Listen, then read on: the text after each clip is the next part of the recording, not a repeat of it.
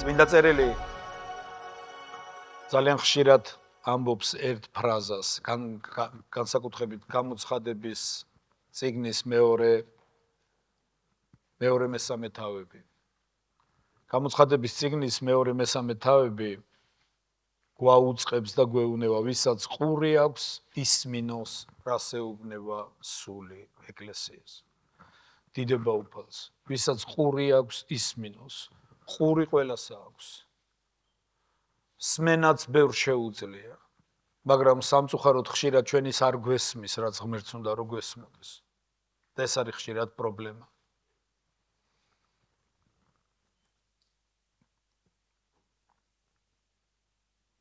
ერთხელ იესო ქრისტესთან მივიდა ახალგაზრდა კაცი.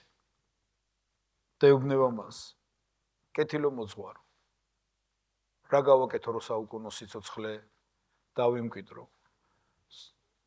სახარებების სხვადასხვა სახარებები ამას ცოტა განსხვავებულად გადმოსცემს. მაგრამ ლუკას სახარებაში არის ქრისტემ უთხრა, რატომ ეძახი კეთილს? არავინ არის კეთილი გარდა ერთი ღმერთისა. დიდება უფალს. შემდეგ მას ეუბნება, როგორ წერია რჯულში? ეს კაცი ეუბნება რჯულში როგორც არის დაწერილი. მერე ეუბნება, შენ როგორ კითხულობ? შენ როგორ კითხულობ? კი არის რჯულში ასე დაწერილი, მაგრამ შენთვის რას ნიშნავს ეს? შენთვის რა ფასი აქვს ამას? შენ როგორ იგებ ამას? შენ როგორ გესმის ეს? შენ ცხოვრებაზე რა გავლენა აქვს ამას? იცი, ჩვენ შეგვიძლია წმინდა წერილი ვაღიაროთ წმინდა წერილად. ვთქვათ, რომ ის წმინდა წერილია, ვთქვათ, რომ ის ბიბლია, ვთქვათ, რომ ის უცდომელი ავტორიტეტია. შეგვიძლია ეს ვთქვათ, მაგრამ თუ ჩვენ ცხოვრებაზე მას გავლენა არ აქვს, ის თავისთავად ჩვენთვის არ არის მაშინ წმინდა. თუ ჩვენ ცხოვრებაზე, ჩვენს ყოველდღიურობაზე, ჩვენ ქცევაზე, ჩვენს ურთიერთობებზე, ჩვენს დამოკიდებულებებზე მას არ აქვს გავლენა, მაშინ ის სულაც არ არის ჩვენთვის წმინდა. მე მახსენდება ერთ-ერთ ეკლესიაში დადგმული სპექტაკლი, სულიერი ბრძოლა, ასე ერქვა ამ სპექტაკლს, ერთ ეკლესიაში დაიდგა ეს სპექტაკლი. და ეს იყო იუმორისტულ ჟანრში გადმოცემული სულიერი ბრძოლა, თუ როგორ მუშაობს ეშმაკი თავის დემონების მეშვეობით ადამიანებზე. და ეს იყო იუმორისტულ ჟანრში გაკეთებული, მაგრამ ძალიან საყურადღებო რაღაც. სცენაზე ჩდება ლუციფერი, რაღაც ისეთ ფორმაში ჩაცმული და იძახებს სხვადასხვა დემონებს. ის იძახებს ჯერ ათეიზმის სულს და ამბობს, ათეიზმის სულო გამოცხადდი და გამოვა ესეთი მრგვალი სათვალეებით, ცილინდრის რო ეძახიან ესეთი ქუდით, გამხდარი კაცი, პორტფელით ხელში, ტიპიური ათეისტი, როგორც კომუნისტების დროს იყო ხოლმე.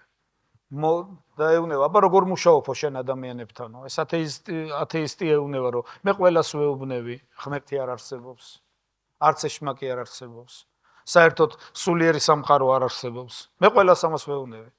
და ეშმაკი ეუბნება, ხო არ გაგიჟდი? მერე აბა საიდან შეიქმნა ადამიანი? საიდან გავჩდი ჩვენ? საიდან გაჩნდა სიცოცხლე? მე ყველას ვარ წმუნებ, რომ მოხდა დიდი აფეთქება. და ამ დიდი აფეთქების დროს შეიქმნა სამყარო. სიცოცხლე შემთხვევითობის ბრალია, რაღაცა ბაქტერია გაჩნდა, მერე ეს ბაქტერია მოხვდა წყალში, მერე ის გადაიქცა ერთუჯრედიანად, მერე მრავალუჯრედიანად, მერე ხერხემლიანად, მერე ასე და ევოლუციის მეთოდით მოვედით ადამიანამდე. და ეშმაკი ეკითხება, შენ ამის გჯერა? კი, მე კი არ მჯერა, მაგრამ სხვას ვარწმუნებ ამაში. და არ მოეწონება მისი ნალაპარაკები.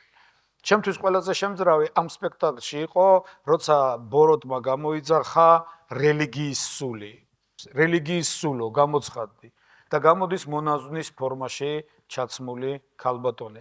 რატომ მაინდა-მაინც მონაზვნის ფორმაში, რატო იყო ეს არჩევანი მიღებული ამ სპექტაკლის რეჟისორისგან და დამდგმელებისგან, იცი? ხას უსმავდა ამ სულის რელიგიურობას, ის ძალიან რელიგიურია, იცი? ხშირად ჩვენ შეგვიძლია ვიყოთ რელიგიურები და როცა ეშმაკი ეუბნება ამ ქალბატონს, რომ შენ როგორ მუშაობ ადამიანებთან, ის ეუბნება, მე ადამიანებს ვეუბნებით, რომ ღმერთი წმინდა, დიდება უფალს, ღმერთი არსებობს. ეშმაკ შეეშინდება რა? მართლეუნები შენ ასე. კი, მე ვეუბნები რომ ღმერთი არსებობს, უფრო მეტიც მე ვეუბნები რომ ღმერთი წმინდა. მე ვეუბნები რომ ბიბლია ეს წმინდა წიგნია. ის წმინდა. და ეშმაკი ეუბნება რას ამბობ შენ, ხო არ გაგიჟდი? მაგრამ დაუკვირდიო, მე ვეუბნები ის იმდენად წმინდა, რომ მასა მისი ცუდად შეხებაც კი არ შეიძლება, მისი გადაშლაც კი არ შეიძლება. მას გარედან უნდა აკოცო მარტო. აქედან რა მინდა იცი გითხრათ? ჩვენ შეგვიძლია ბიბლია 1000 გვარი ეპითეტით მოვიხსენიოთ. წმინდა წერილი, უწმინდესი წერილი, უზენაესი ავტორიტეტი, მაგრამ თუ ჩემ ცხოვრებაზე მას არ გავლენა არ აქვს, რაც გინდა ის დაარქვი მას. ღმერთს ერთი რამე უნდა, რომ ბიბლია კი არ წაიკითხო, მითი უნდა იცხოვრო. ეს არის ჩვენი ცხოვრების, მას უნდა კონდეს გავლენა ჩემს ცხოვრებაზე. მე უნდა ვემორჩილებოდე მის სტანდარტს. ის შეიძლება უზენაესი სტანდარტი იყოს ვიღაცეებისთვის, მე სხვას მოუწოდებდე, მაგრამ თუ ჩემ პირადად ჩემთვის არ აქვს მას არაფერი და ჩემ ცხოვრებას თუ არ ამჩნევს ის კვალს, მაშინ არაფერი აზრი არ აქვს მის ეპითეტებს რა ეპითეტებით ვამკობ მას. ასევე როგორც ერთ-ერთ წინამსახურებაზე ვილაპარაკეთ და ვთქვით პირველი პეტრეს წერილიდან, წმინდა ყავით ქრისტე თქვენს გულებში როგორც უფალი. ლუკას ახალების მე-6 თავში ის ამბობს, რატომ მეძახით უფალო და არ აკეთებთ იმას, რასაც მე გეუბნებით. იცი, არ აქვს მნიშვნელობა რომელი ეპითეტებით შეამკობ მას. წმინდა წერილი ამბობს, რომ მისი სახელი იყო ვიხილეო თეთრ ცხენზე მჯდომი, მხედარი, რომელიც სახელიც იყო ღმერთის სიტყვა. და მას ჰქონდა გვირგვინი, რომელზეც ეწერა უფალთა უფალი. ეს ყველაფერი მისი ტიტულებია. მაგრამ ის შეიძლება იყოს სამყაროს მეფე, მაგრამ არა ჩემი მეფე. შეიძლება საერთოდ არ უფლობდეს ჩვენ ცხოვრებაზე. ძალიან დიდი მნიშვნელობა აქვს ამას. იესო ქრისტემ თქვა ეს, რომ თუ ვინც არ აიღებს თავის ჯვარს და ისე არ გამომყვება, ვერ იქნება ჩემი მოწაფე. ჯვრის აღება რას ნიშნავს? იცი, ჯვრის აღება სიკვდილია. ჯვრის აღება საკუთარ თავზე უარის თქმაა. ჯვრის აღება ეს არის ქრისტიანობა, ქრისტიანობის არსი, ქრისტიანობის საფუძველი ზუსტად ეს არის და აღდგომას ვილაპარაკეთ ამაზე. ქრისტიანობა არის ცხოვრება სხვისი სიცოცხლით. საკუთარ თავზე უარის თქმა და ცხოვრება სხვისი სიცოცხლით. ეს არის ქრისტიანობის საფუძველი.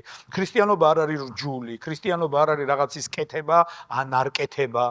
ქრისტიანობა არ არის მარტო კეთილის საქმეები, ქრისტიანობა არ არის ვთქვათ, რომ ბევრ შესაწირავს დადებ, ბევრ მსახურებაში მიიღებ მონაწილეობას. ეს არ არის ქრისტიანობის საფუძველი, ძირი, ფუძე, ფესვი. ეს არის საკუთარ თავზე უარის თქმა, ცხოვრება სხვისი სიცოცხლით. როგორც წმინდა მოციქული პავლე ამბობს გალატელების წერილის მეორე თავის მე-20 მუხლში. მე აღარ ვცოცხლობ ამბობს. მე აღარ ვცოცხლობ. ქრისტე ცოცხლობს ჩემში. და ეხლა რო ცოცხალი ვარ, ცოცხლობ ღვთისძეში რწმენით, რომელმაც შემიყვარა და თავი გასწირა ჩემთვის. დიდება უფალს.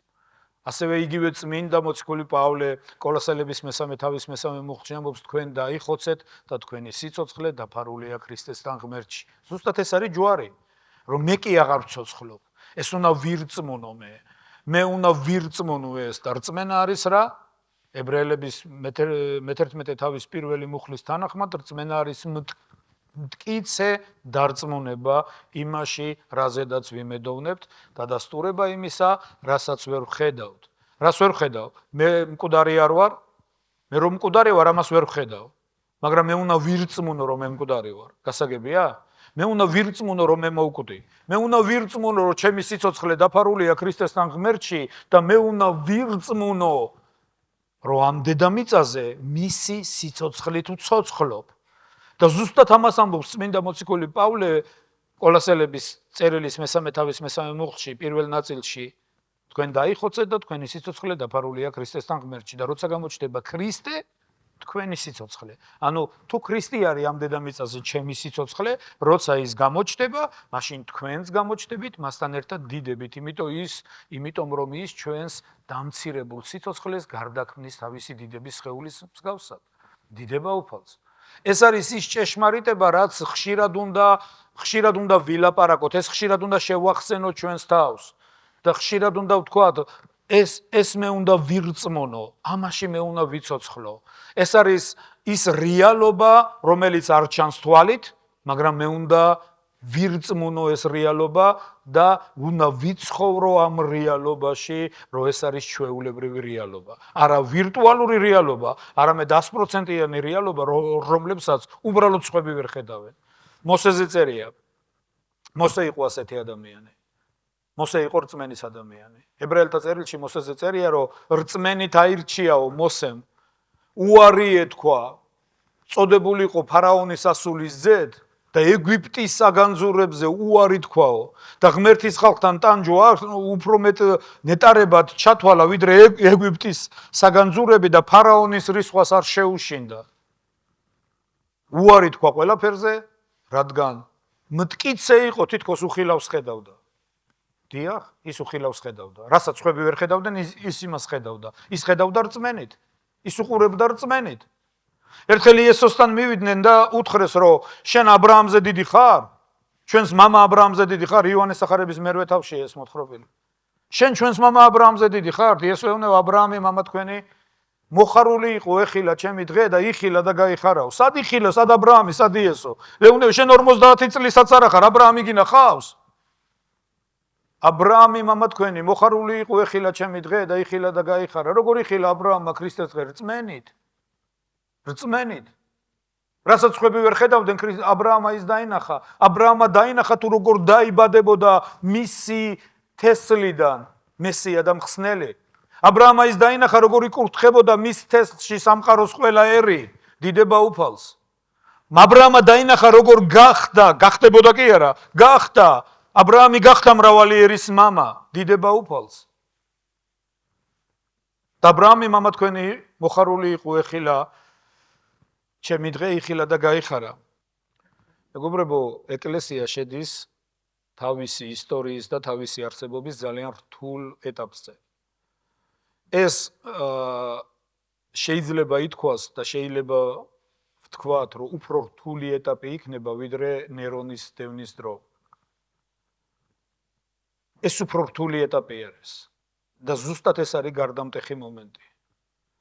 ზუსტად ეს არის, რაც თქვა იოანე. მე არ გეუბნებით, რომ ეს დღეს დაიწყო, ან და ეხლა არის. ჩვენ ამ პროცესში და ამ იმაში უკვე ვცხოვრობთ. ძალიან ბევრი ადამიანი მიუთითებს უკანასკნელ დღეებზე. ძალიან ბევრი ადამიანი ამბობს, რომ უკანასკნელი დღეებია. თვითონ მოციქულები ამბობდნენ ამას. იოანე ამბობს, იოანეს პირველ წერილში, მეორე თავში.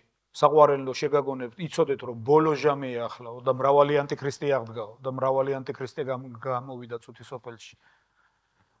მოციქული პავლე ამბობდა, რომ ბოლო დროა. ძალიან ბევრი ადამიანი მიუთითებს ამას. თვითონ მაცხოვარმა თქვა, თვითონ უფალმა თქვა, მათეს სახარების 24 თავში, მან თქვა ერთი ნიშანი, რაც ძალიან საყურადღებო ნიშანი არის. მან თქვა ლეღვისგან ისწავლეთ მაგალითი. დააკვირდით ლეღვს. როცა მისი რტოები დარბილდებიან, ფოთლებს მოისხავენ, თქვენ იცოდეთ, რომ ახლოა გაზაფხული.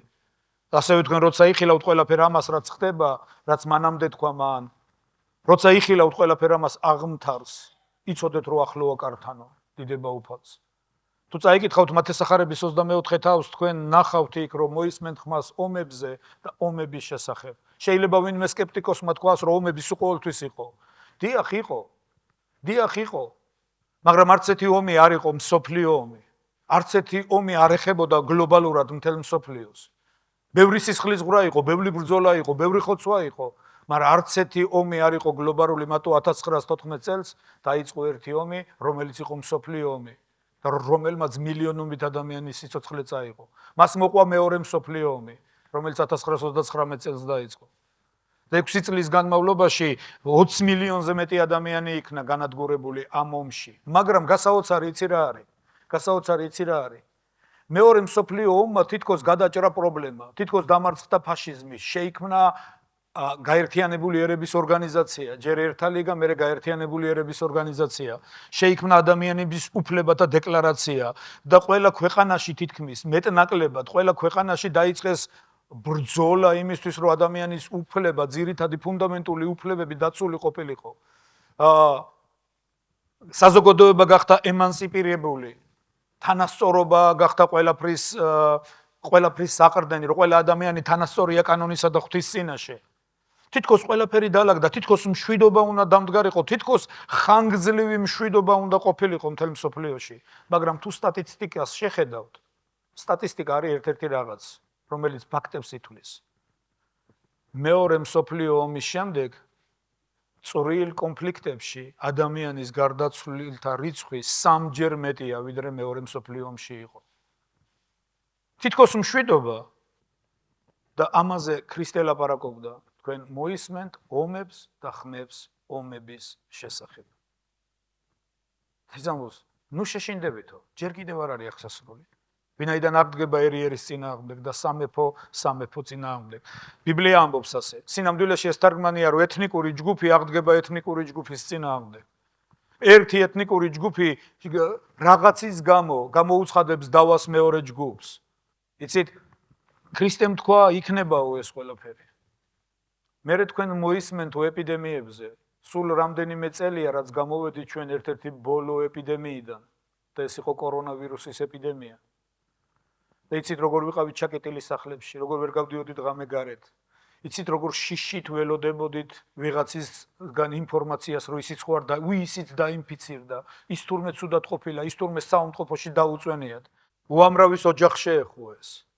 მაგრამ ჩვენ არ ვიცით შემდეგი რა იქნება, არის უამრავი ფანტასტიკური ფილმი. როცა რაღაც ვირუსი გავრცელდა, რომელიც ადამიანებს მთლიანად ცვლის და აგვარებს. იცი, ეს რაღაცა ციდან ჩამოტანილი ვიღაცის მახინჯი ფანტაზიები არ არის. ყველაფერი შეიძლება ხვალ მოხდეს, ეს არავინ არ იცის. იცით, რომ დღეს მეცნიერები შეშფოთებული არიან ერთი რაღაცით, რომ ვირუსები, რეზიდენტულები გახდნენ უკვე წამლებზე. ის წამლები მათზე აღარ მოქმედებს უკვე. აღარ შველის ის წამალი. კორონავირუსი ახლა კი არ აღმოუჩენიათ, კორონავირუსი პირველად 1952 წელს აღმოაჩინეს. მაგრამ მაშინ იმის შეკავება შეძლეს, მისი დაკონსერვება შეძლეს. ეხლა იფეთქა და არც ერთი წამალი მასზე აღარ მოქმედებდა. არც ერთი წამალი მასზე აღარ მოქმედებდა. ეს იყო კატასტროფა. ჩვენ არ ვიცით ხვალ რა იქნება. ადამიანებს შიში, ვაიმე, ქრისტემ თქვა, როცა თქვენ ამას იხილავთო, ნუ კი შეგეშინდებათ.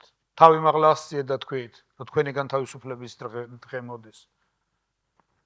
ერთი სიტყვა რაც ქრისტემ თქვა, ლეღვისგან ისწავლეთ მაგალითი. რა არის ლეღვი? წმინდა წერილში ისრაელი სიმბოლირებს ლეღვს.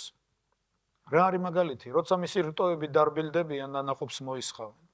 1948 წლამდე ისრაელი არ არსებობდა დედამიწის ზურგზე. ასეთი სახელმწიფო ისრაელი არ არსებობდა. ვკითხულობდით ბიბლიაში, რომ თურმე ოდესღაც იყო ასეთი სახელმწიფო. ისტორიკოსები იყვნენ უამრავი ისტორიკოსები, რომლებიც ამას უარყოფდნენ. იცით, რომ პალესტინა რაზე არის დაფუძნებული? პალესტინის პოლიტიკა რაზეა დაფუძნებული? წაგიკითხავთ? იასირ არაფატი, ვინც პალესტინის დამფუძნებელია, იასირ არაფატი ამბობდა, რომ არავითარი ტაძარი არ არსებულა, არავითარი ისრაელი არ არსებულა, არავითარი სოლომონი არ არსებულა, არავითარი დავითი არ არსებულა. ეს ყველაფერი ტყუილიაო. და ხალხს ჯერა ამის. არიან ვიღაცები, რომლებიც ამბობენ, რომ ისრაელი ოკუპანტია თურმე. და თავის მიწაზე კი არ ცხოვრობს, პალესტინას იპყრობს. უამრავს მოისმენთ ასეც. უამრავი არის ასეთი რაღაც, მაგრამ წმინდა წერილი ამბობს, ლეღვისგან ისწავლეთ მაგალითი. 1948 წელს ჯერ კიდევ რო არავინ არ იცოდა, ჯერ კიდევ რო პოლიტიკაში არაფერი არ იყო, ჯერ იყო არაბები ცხოვრობდნენ, არაბები თვლიდნენ მას თავის მიწას, მერე იყო ჯვაროსნული ლაშქრობები და რამდენიმე წლის განმავლობაში იქ ქრისტიანული, კათოლიკური, ქრისტიანული სამეფო იყო გამოცხადებული. შემდეგ იყო ისევ სალადინის მიერ ამ ქრისტიანული სამეფოს დაპყრობა და ისევ არაბული ხალიფატის გამოცხადება. შენდება ომარის მეჩეთი დავითის მთაზე, ტაძრის მთაზე. შემდეგ იყო ბრიტანეთის მანდატი, ბრიტანეთის გამგებლობის ქვეშ იყო ეს მიწა მთლიანად და მოხდა რაღაცა სასწაული. რაღაცატომ და ამას ვერავინ ვერ ხსნის. ებრაელებმა მასიურად დაიწყეს გადასახლება უდაბნოში, ის ფაქტიურად უდაბნო იყო. ურთულესი პირობების საცხოვრებელი ადგილი. და ებრაელებმა მასიურად დაიწყეს იქ გადასახლება, მასიურად. თუმცა ეს არ ყოფილა ვიღაცის პოლიტიკა, ზოგადად სიონისტები გეგმავდნენ ამას. არა, ადამიანები უბრალოდ დგებოდნენ და მიდიოდნენ ისრაელში. და სახლდებოდნენ იქ. და 1948 წელს საერთოდ რო ვერავინ ვერ მოიფიქრებდა, გამოცხადდა ისრაელის სახელმწიფო. და ქვეყანა, რომელსაც სულ 100 ტანკი გვყავდაო, ისიც მოძველებული და დანგრეული, იცით პირველი სასწაულები ეს ხშირად დაუმოწმებიათ. 5 ერი გაერთიანდა 1948 წლის მერე 5 ერი გაერთიანდა 5 იცი ძალიან დიდი შეიარაღების მქონე ერი, არაბული ერები, არაბული ლიგა გაერთიანდა ამ ახალ დაფუძნებული სახელმწიფოს წინააღმდეგ, რომელსაც ჯარიც კი არ ყავდა. რომელიც ჯერ ეს გუშინ გამოცხადდა სახელმწიფო და დღეს უკვე 5 ერი გაერთიანდა კოალიცია მათ წინააღმდეგ. და სირიის მხრიდან თურმე მაშინ საბჭოთა კავშირი აიარაღებდა სირიას, მინდა ეს დაგიმოწმოთ და გითხრათ. და მაშინ ახლანდელი პრეზიდენტი შიმონ პერესი იყო ერთ-ერთი ახალგაზრდა ჯარისკაცი და იბრძოდა ისრაელის დასაცავად. და ეს კაცი ამოწმებდა ზუსტად. ჩვენ ადრე ერთმა პიროვნებამ წაგვიკითხა მისი დაწერილი ის, რომ ვიცოდითო, რომ სირიის მხრიდან 1000-ობით თანამედროვე რუსული ტანკები, უახლესი რუსული ტექნიკა მოდის ისრაელისკენ და ერთი რაღაცა მოიფიქრესო ჩვენებმაო, რომ კარდონის ტანკები დაამზადესო, ბუტაფორიებათო და დაალაგესო, თითქოს ტანკები ყავდაო. სინამდვილეში სულ 100-ოდე ტანკი ყავდა და იქიდან ნახევარი გაფუჭებული იყო. რომ არაფერი არ მუშაობდა. და ხდება რა, სირიის მხრიდან თურმე ეს უზარმაზარი არმადა ტანკებისა მოდის ისრაელზე, ეს უზარმაზარი არმია მოდის ისრაელზე თავდასასხმელად და უეცრად ხდება რაღაც სასწაული. ჩვენო ვიჯექით სანგრებში ყველა მზად ვიყავით, მომკვდარიყავით, ჩვენ ველოდებოდით გარდაუვალ სიკვდილს. ვიცოდით, რომ გარდაუვალი სიკვდილი გველოდებოდა, მაგრამ არც ერთი ჯარისკაცი არ იხევდა უკანო. თქვით, რომ ჩვენ თანახმა ვართ, მოვკვდეთ აქ ისრაელის იდეასთან ერთად. და უეცრად ვხედავთ მოწინააღმდეგე მხარის ტანკები გაჩერდნენ, ტანკისტები გადმოხდნენ და გაიქცნენ. ტანკები დაქოქილები დატოვეს. ტანკები გაჩერდნენ, ტანკისტები გადმოხდნენ და გაიქცნენ. და ჩვენ თავიდან ეს ხრიკი გვეგონაო. ფიქრობდით, რომ რაღაცა ხდება. უყურ გავიდა 1 საათი, არავინ ტანკები დაქოქილი დგას. მივიდნენ და 100-ობით ტანკი ჩაუვარდათ, უახლესი ტანკები ჩაუვარდათ ხელში. თურმე მოხდა რა? აი როგორი ბრძვის ღმერთი. ჩვენ გვაქვს ერთი საგალობელი ღმერთი ბრძვის ჩვენთვის, ჩვენს მხარეზეა. თურმე 1000-ობით ველური კრაზანა შეესია ტანკებს და კრაზანას ვერ ესვრი ბომბს. ვერც ავტომატს და ვერც ტყვიან ფრქვევს. ერთი გამოსავალი იყო, გადმოხდნენ ტანკებიდან და გაიქცნენ და დაქოქილი ტანკები დარჩა ისრაელს. დიდება უფალს, თუ გახსოვთ იესონავესი რო იბრძოდა, თუ გახსოვთ და ვიღაცა მის გვერდით, რომელი ლაშქრობიდან ხარო? მე ზეციერი ლაშქრობიდან ვარ. იცი როცა ამას ვამბობ ხშირად მართლა სული მავსებს. იმიტომ რომ ღმერთი იბრძვის ჩვენთვის. ღმერთი მოწმობს თავის ერზე. ღმერთი მოწმობს თავის ხალხზე. ლეღვისგან ისწავლეთ მაგალითი, როცა დაინახავთ, რომ მისი რტოები დარბილდებიან და ფოთლებს მოისხავენ და ნაყოფს გაბოღებას დაიწყებს, იცოდეთ რომ ახლოა კართან. ჩვენ ამას ვხედავთ. ჩვენ ამაში ვცხოვრობთ. ეს პატარა ქვეყანა, რომელიც ტერიტორიით ჩვენს ქვეყანაზე პატარა არის. ტერიტორიით ჩვენს ქვეყანაზე ბევრად პატარაა. დღეს არის ერთ-ერთი ზეგანვითარებული ქვეყანა და მადლობა უფალს ამისთვის. იმიტომ რომ ჩვენი გული ჩვენ ვლოცულობთ ისრაელისთვის. ჩვენ ისრაელის მეგობრები ვართ და ჩვენ ვლოცულობთ ისრაელისთვის.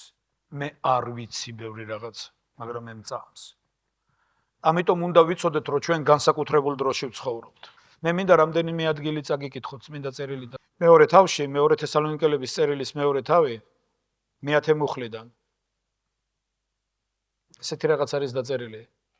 და უსამართლობის ყოველგვარი საცდურით დაღუპულთათვის, იმის გამო, რომ არ მიიღეს ჭეშმარიტების სიყვარული თავის სახსნელად. ამიტომ მე-11 მუხლი ამბობს. დაუგვირდით? ამიტომ უგზავნის მათ ღმერთი მცდარ ქმედებას, რათა ყალბი იწამონ. რომ განკითხული იქნოს ყველა, ვინც არ იწამა ჭეშმარიტება, მაგრამ მოიწონა უსამართლობა. ჩვენ კი ყოველ ჯამს გუმართებს მადლიერება ღვთისადმი თქვენი გულისათვის, უფლის მიერ საყვარელო ძმებო, ვინაიდან დასაბამიდან ამოგირჩიათ ღმერთმა ხსნისთვის, სულის განწმენდასა და ჭეშმარიტების რწმენაში. აქ ერთი რაღაცა არის ძალიან საყურადღებო, რომ ხშირად ადამიანები მცდარ ქმედებაში ვარდებიან. იცი დღეს რო უყურებ, არის ეკლესიები, არის უამრავი რელიგიური ადამიანი, არის უამრავი მორწმუნე ადამიანი, ყველა სწამს, ყველა რაღაც კეთებას იწყებს, ყველა რაღაცას აკეთებს, მაგრამ ხშირად არის ერთი სიტყვა. როგორ უნდა გავიგოთ რა იქნება ბოლოს?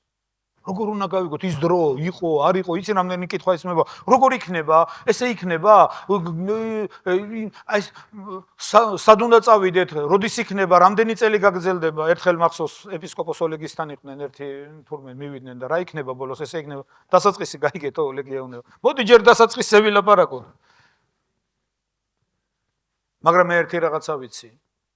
არის ერთი კარგი სიტყვა, რაც ეხანაც თქვი, ეს არის გრძნობა. ებრაელების მეხუთე თავის მე-12 მუხლიდან ასეთი სიტყვებია. ამ წერილის ავტორი ამბობს, რომ დროები და ვადები თუ ვიმსჯელებთ, ყველანი მასწავლებლები უნდა იყოთ.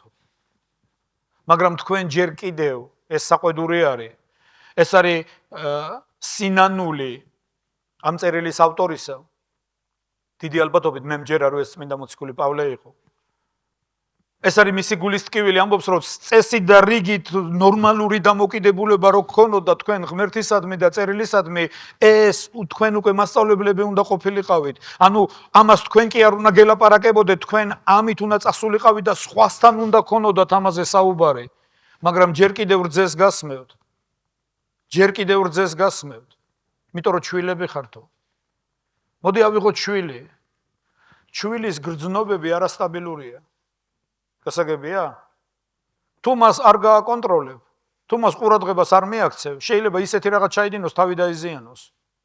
პავლე მოციქული ამბობს, რომ აი ეს არის ჩვილობის დამახასიათებელი ერთ-ერთი თვისება და მე რო ამბობს, და უკვირდით ამ მუხლის კარგი ანალიზი გვჭირდება. მაგარი საჭმელი ვისთვის არის? მოწიფულთათვისო. ვინ არის მოწიფული? მათ იციან, რომ რაღაცა არ უნდა შეჭამო, იმიტომ რომ იმან შეიძლება დაგაზარალოს. და ჩვილმა ეს არ იცის. იმიტომ რომ ჩვილია, გრძნობები მასაც აქვს, მაგრამ უკონტროლოა ეს გრძნობები. და მოწიფულობის ასაკი უკვე გრძნობების კონტროლს გულისხმობს. მაგარი საჭმელი მოწიფულთათვის არის, რომელთა გრძნობებიც განსწავლულია ჩვევით. რომელთა გრძნობებიც განსწავლულია ჩვევით, კეთილის და ბოროტის გასარჩევად. ანუ ისინი გრძნობენ, ანუ მათ იციან. ისინი გრძნობენ, საიდან გრძნობენ? ღმერთის სულია და მისი თაყვანისმცემელი, თაყვანსცემენ სული და ჭეშმარიტებით. და ღმერთს უნდა, რატომ არის ეკლესია? ღმერთს უნდა, რომ სწორედ ეს გრძნობები ვისწავლოთ. აი, ჩვენი გრძნობები განისწავლოს ღმერთთან ურთიერთობაში. ღმერთს უნდა შენთან, ჩემთან, ჩვენთან პირადი ურთიერთობა. ღმერთს უნდა, რომ მისი სიტყვა, მისი ბაგიდან გამოსული სიტყვა ისმოდეს ჩვენ სულში. გვესმოდეს მისი ხმა, რომ გქონდეს გაფრთხილება, რომ გქონდეს სიფრთხილე, რომ ვაფიქსირებდეთ ღმერთს, რომ გრძნობდეთ მას. იცი ხშირად ჩვენი წარმოსახვები ძალიან ცუდ როლს თამაშობენ ჩვენ ცხოვრებაში. წარმოიდგინეთ, რატო დაიძინეს პეტრემ, იაკობმა და იოანემ, როცა ქრისტე გეცემანიის ბაღში ლოცულობდა. ქრისტე გრძნობს გარდაუვალ მოახლოებულ უდიდეს საფრთხეს, უდიდეს მომენტს. პეტრეს, იოანეს და იაკობს ძინავთ. რატომ? იცით რატომ? მათ წარმოსახვა სხვანაირად იყო. ისინი ფიქრობდნენ, მესია და მესიას ვინ დაადებს თიც? მესია ეს. თვითონ პეტრეს ჰქონდა გამოცხადება, რომ ის მესია იყო. გახსოვთ? და სწორედ ამ გამოცხადებამ გაუწია მას დათვური სამსახური. იმიტომ რომ სწორედ ამ გამოცხადების გამო თვლიდა, სწორედ ამ გამოცხადების გამო გაიყვანა გვერდზე და უთხრა, რას ლაპარაკობ უთხრა? მე გამოცხადება მაქვს, რომ შენ მესია ხარ. რა სიკვდილი, რის სიკვდილი? ეს მესია და სიკვდილი ეს ორი რაღაც ერთმანეთთან არ მოდის. რა სიკვდილი? ამიტომ იცი ზუსტად მაგიტომ იყვენ, რომ მარიამი, დედამისი, გახსოვთ, იესოს შესაყრობად რომ მოვიდნენ. იოანეს სახარებაშია დაწერილი. გახსოვთ? შეპყრობა უნდათ მისი. რატო უნდათ იცი მისი შეპყრობა? ეგონათ რომ მას რაღაც ფსიქიკური პრობლემები ჰქონდა. ეგონათ რომ მან გადაუხვია რაღაცა მოხდა მის ცხოვრებაში.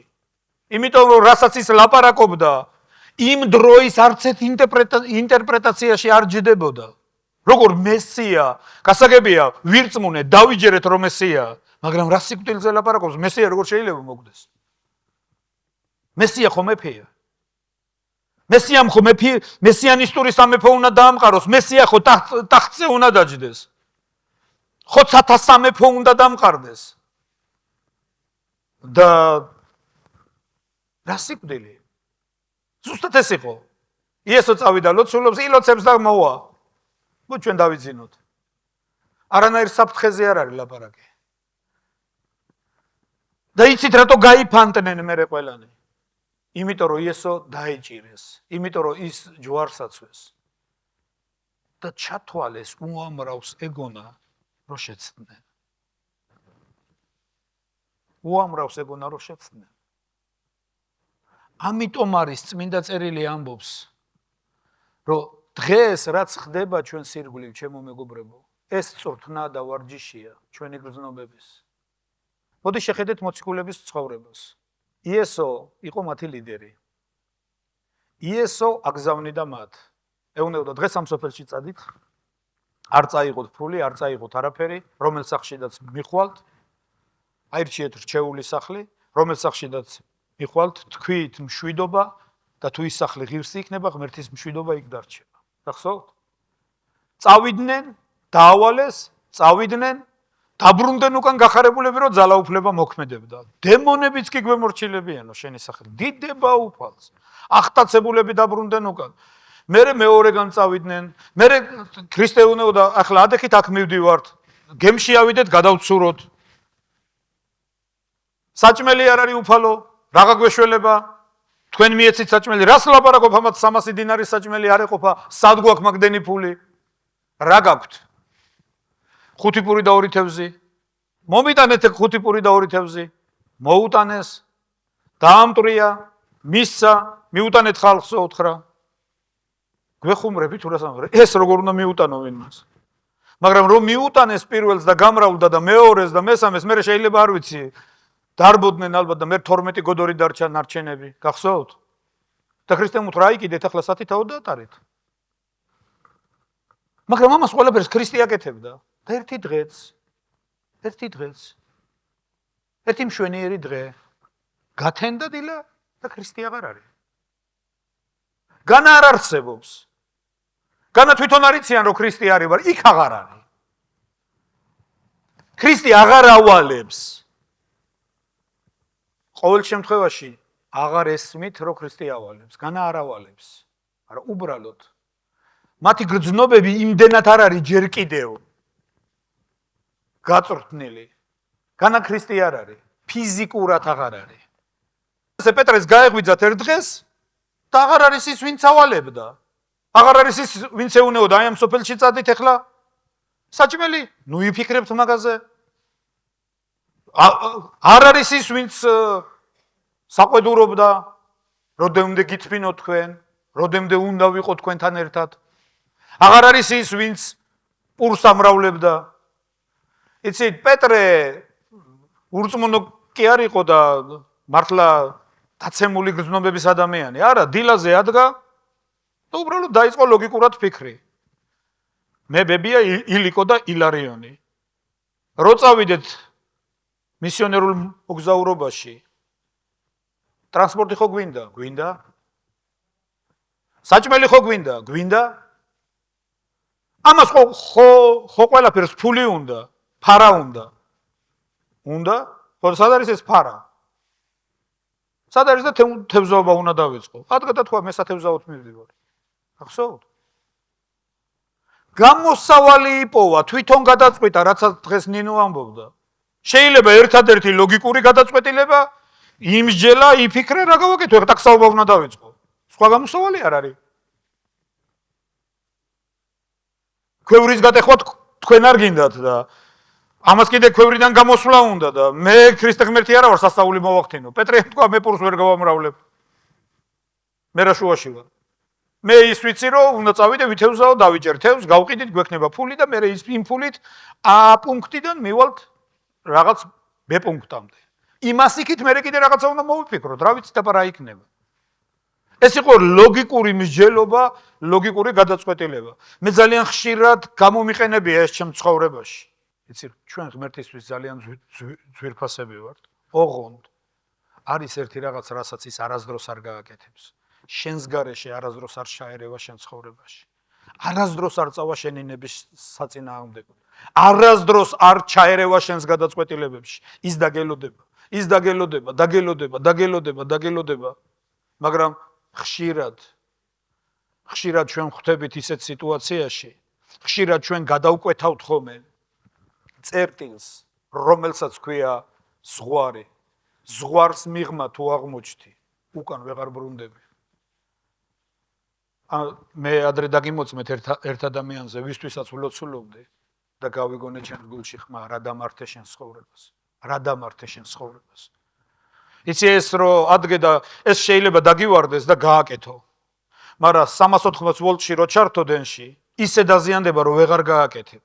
მისი აღდგენა უკვე აღდგენას აღარ ექვემდებარება. გასაგებია, ხშირად ჩვენ ვიქცევით ისე ჩვენი ინტერპრეტაციები, ჩვენი გადაწყვეტილებები, ჭკვიანები რო გონია ჩვენი თავი ვწყვეთ, ვირჩევთ პროფესიას, ვირჩევთ რავი ცხოვრების თანამგზავრს, ვირჩევთ მეგობრებს, ვირჩევთ სამსახურს, ვირჩევთ ამას, გადავწყვიტი ასე და ხშირად ისე ვაზიანებთ ჩვენ ცხოვრებას, რომ უკან ვეღარ ბრუნდებით. უკან ვეღარ ბრუნდებით. უბრალოდ გზას ვეღარ პოულობთ უკან. ორი პიროვნება ავიღოთ. იუდა, რომელსაც ძალიან ხშირად ვასამართლებ ჩვენ და ჩვენთვის ეს მლამძღველი ტერმინი არის იუდას, რომ ვინმეს ეტყვიან, გიჯდებიან ხოლმე. ეგ როგორ მაკადრეო. იუდა გამყიდველს ნიშნავს. მაგრამ იუდას უამრავი ობიექტური მიზეზი ჰქონდა, გაეკეთებინა და გააკეთა კიდეც. და დიდფულად მაინც გააკეთა. ჩვენ რამდენად ვაკეთებთ ხშირად. და პეტრემაც ფაქტიურად იგივე რაღაც გააკეთა. დიდი შიშის გამო, სიკვდილის შიშის გამო, დევნის შიშის გამო, თქვა, რომ იესოს არ იცნობდა. უარყო. შებრუნდა მისგან. მაგრამ ნახეთ, ერთმა შეძლო მობრუნება და მეორემ თავი ჩამოიხრჩა. მე მახსოვს ჰენრიხ ზინკევიჩის ძალიან კარგი ნაწარმოები, ვიდრე ხვალ. იქ არის ერთი მომენტი, როცა რომის ეკლესიის პასტორი, ახალ აღთქმაშიდაც არის მოხსენებული ხუცესი კრისპოსი, ლიდიას რო ლანძღავს, იმის გულისთვის რომ ურწმუნო რო შეუყვარდა. რო ეუბნება რომ შენ ჯოჯოხეთში აღმოჩნდები მაგის გამო, ეს რა ჩაიდინე, შენ მაგის გამო ჯოჯოხეთი გელოდება და ამ დროს შემოვა პეტრე, მოხუცებული უკვე. და კრისპოსს ეუბნება, რატო აშენებ ამ ბავშვსო? და ეს უხსნის პეტრეს, ისა ლოგიკურად იცი ამას, რომაელი შეუყვარდა, ცენტურიონი შეუყვარდა, რომის ჯარისკაც შეუყვარდა, ეს როგორ შეიძლება? გაეცინაო პეტრეს და უთხრაო, მე ის სამჯერ უარყავიო, მაგრამ მან თავის სამწყსო ჩამაბარა. მიუბრუნდაო და ლიდიას უთხრა, გიყვარდეს, ოღონდ სიყვარულმა თვალები არ დაგიბრმაოს. სიყვარული ღმერთისგან არის, ოღონდ სიყვარულმა სისულელეები არ ჩაგადენინოს, თვალები არ დაგიბრმაოს. აი ეს არის ყველაზე მთავარი. იცით, ღმერთს ერთი რაღაცა უნდა, მეგობრებო, და ყველა მოქმედების საიდუმლო ერთში მდგომარეობს, რომ გრძნობდე მას. განიცდიდე, ცოდნით კი არ სირავდე, გრძნობით სირავდე. ცოდნით კი არ აკეთებდე, გრძნობით აკეთებდე. აი მაშინ უკვე ის განა პეტრე რო სათევზაოდ წავიდა და ქრისტე რო გამოეცხადა, რა უთხრა? პეტრე გიყვარ ვარ? ო შენ იცი რომ მიყვარ ხარ. თუ გიყვარ ვარ, მე სულ აქ ვარ. პეტრე გიყვარ ვარ? შენ იცი რომ მიყვარ ხარ უფალო, მე ისე მიყვარ ხარ. სენტიმენტები. მაშინ აძოვე ჩემი ცხოვრები. შენ ცხრის სუნი უნდა აგდიოდეს და არა თევზის. მაგრამ შენ თევზაო. ეს სხვა სფეროა. ხო, ნუ ეხლა ლოგიკურად, შენ ხო თქვი რომ უნდა წავსულიყავი და გვექადაგნა. როგორ წავიდეთ? ფული გვინდა? მე სად არის ეს ფული? ამიტომ იძულებული გავხდი მე თევზაო, ამიტომ იძულებული გავხდი. პეტრე გიყვარ ვარ? შენ იცი რომ მიყვარ ხარ. მაშინ დამწყემსე ჩემი ცხოვრება. პეტრე გიყვარ ვარ? შენ ყველაფერი იცი, მაშინ იზრუნე ჩემ ცხოვრებზე. განა ქრისტე პეტრე ვერ ხედავდა, მართალია. ის მართალია ფიზიკურად არ იყო, მაგრამ ღმერთი ხო ცოცხალია. ამენ. ამენ. ღმერთი ხო ცოცხალია. თუ მოინდომებდი, შეეკითხებოდი და პასუხიც გექნებოდა. მაგრამ საქმეც ის არის, რომ შენ გონია, რომ ყველაფერი იცი და შეკითხვა აღარ გჭირდება. გასაგებია? ხშირად ეს არის ჩვენი პრობლემა. ხშირად გონია, რომ ჩვენ ყველაფერი ვიცით. მე რა რომ მე გადავწყვიტე, მე ასე მინდა და ასე გადავწყვიტე. მას კი არ ვეკითხები. უფრო მეტსაც გეტყვით, მეგობრებო. მოდი ვაღიაროთ. ხშირად დამამცირებლად მიგვაჩნია რაღაც ვიკითხოთ. იმიტომ რომ გგონია, რომ ის უკვე ვიცით ჩვენ. და თან ის გგონია, რომ სწორად ვიცით. უფრო მეტიც მე რომ მგონია, რომ სწორად ვიცი რაღაცა, აი იმის ცოდნას და იმის რაღაცას აპუჩად ავიგდებ და ვიტყვი, რა სისულელეს აკეთებ, ეგრე კი არა, ესე უნდა გაგეკეთებია. გასაგებია? ასე რომ რატო გეუბნებით, მეგობრებო?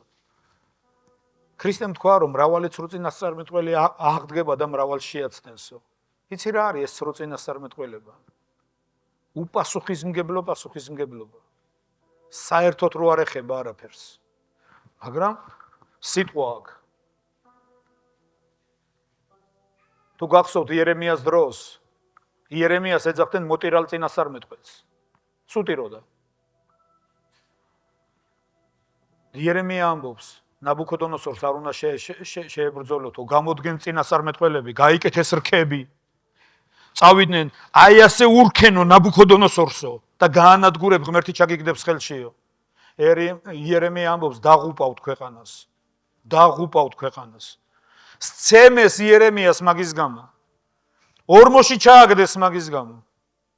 იმიტომ რომ ნახეთ, ისინი წინასწარმეტყველს ასე ამბობს უფალი, რეებს ლაპარაკობს, შენ მოღალატე ხარ, შენ. მაინც ისე მოხდა ყველაფერი, რაც იერემიამ თქვა. დიდება უფალს. იცი უამრავი უპასუხისმგებლობა არის. ეგრე კი არა, ესე უნდა იყოს. მაგრამ კიდევ ერთხელ ვამბობ, მეგობრებო, დაფიქრდით, ჩაიხედეთ სარკეში, თვალები თქვენ ხელის გულებზე არა გაქვთ. არც მუხლის თავებზე. თვალები თავზე არის. ღმერთს ყავს ვიღაცეები მოწოდებული იმისთვის, რომ ეს გადაწყვეტილება მათ მიიღო. გასაგებია? როგორ ვაკეთოთ საქმენი უფლისა? უნდა ირწმუნოთ მისი, ვინც ღმერთმა დაადგინა. უნდა ირწმუნოთ მისი, ვინც ღმერთმა და შეიძლება ძალიან არ მოგწონდეს შენ. იცი ვიღაცას პეტრე არ მოწონდა. ვიღაცას პავლეს სიმელოტე არ მოწონდა. იცით რომ თურმე პავლე ისტორიულად ის იყო დაბალი, მელოტი. მოხუცი, გატეხილი მოხუცი. არაფერი არ ქონდა მას განსაკუთრებული. არ დადიოდა ესეთი მანერით. არ დაყვებოდა დაცვა. ძალიან უბრალო, ძალიან ჩვეულებრივი ადამიანი. არაფერი განსაკუთრებული. მაგრამ მას ღმერთი ელაპარაკებოდა. იცი რატო ვერ იგებდნენ მოსეს, ვინ მისცა მაგას უფლება, რომ უფროსად დაგვადგაო? იცი რატო? მოსეც იყო გატეხილი მოხუცი. 80 წელს გადაცილებული. შეიძლება უკბილო. ცხვრის სუნიას და ცხვრის მწყემსი. ვინ არის მოსე, რომ ხალხი გენერლები არიან, რაღაცე ვარსკვლავებს წვიტებენ ზეციდან. ვინ არის მოსე? ზუსტად აქ არის საქმე, მეგობრებო. არიან ადამიანები, ვისაც ღმერთთან განსაკუთრებული ურთიერთობა აქვთ. ეკითხებიან ღმერთს და ღმერთი პასუხობს. და შეიძლება შენ და მე სულაც არ მოგწონდეს მისი გადაწყვეტილება. მაგრამ დრო და სულიც მინდა. დრო და სულიც მინდა. დრო და სულიც მინდა. კიდევ ერთხელ დრო და სულიც მინდა. ეს არის ყველაზე კარგი ინდიკატორი. ყველაზე კარგი გამომჟღავნებელი. ის გამოამჟღავნებს ფაქტებს. ის აჩენს ყველაფერს, ხელის გულზეა ყველაფერი. ჩვენი დრო ამოიწურა. ამიტომ მინდა რომ გითხრათ. მოდი ვიფიქროთ, ძალიან გარდამტეხ მომენტში შევდივართ. სულ ყოველთვის იყო, ნახეთ, ისრაელი მოდიოდა გზაზე, ვიღაცეები რჩებოდნენ. ისრაელი გზას აგრძელებდა. ვიღაცეები რჩებოდნენ. მოხდება კიდევ ვიღაცეების დარჩენა. ეს გარდაუვალია. ვიღაცეები არ გაიგებენ, ვიღაცეები ვერ გაიგებენ, ვიღაცეები ვერ დაგეთანხმებიან, ვიღაცეები მაგრამ ეს პროცესია. და უნდა მიანდო ეს პროცესი ღმერთს.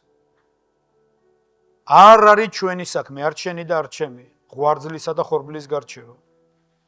ყველაფერი ნაყოფებში გამოჩნდება. ყველაფერი ნაყოფებში გამოჩნდება. ხორბალს აქვს ნაყოფი. ხორბალს აქვს დახრილი თავთავი. რატო? მძიმეა ხორბალი და თავთავს თავხრის. ხოლო ღვარძლი რატო? იმიტომ რომ ცარიელია. იმიტომ რომ ცარიელია. გასაგებია? ღვალს მოაგროვებენ და ცეცხლში წვავენ, ხოლო ხორბალს ბეღელში შეინახავენ. ღმერთმა ქნას რომ ხორბალი ვიყოთ. ოღონ ეს იმაზეა დამოკიდებული, რამდენად მომსმენი იქნები დღეს. რა კი ვერ იცნო წუთისოფელმა თავის სიბრძნით ღმერთმა ინებაო ქადაგების უგუნურებით გამოეცხადებინა მათთვის თავი. იმას რასაც ხშირად ჩვენ ვლაპარაკობთ უგუნურება რა სისულელეს ლაპარაკობ. მაგრამ ღმერთის უგუნური წუთისოფლის ბრძენზე უბრძენესია. დიდება უფალს. ამიტომ მინდა მეგობრებო, ზუსტად ეს ვილაპარაკო. დღეს მე რაღაც განსაკუთრებული თემა არ მილაპარაკია. მოსმენაზე ვლაპარაკობ. მოსმენაზე. და გადაწყვეტილებაში შესვლაზე ვლაპარაკობ. არიან ადამიანები, ვისზედაც მოხდა ღმერთისგან დელეგირება. შეიძლება შენთვის გასაოცარი იყოს და შენი მსახურების ლიდერია. რომელიც შენ შეიძლება არ მოგწონდეს. შეიძლება მისი ხასიათი არ მოგწონდეს.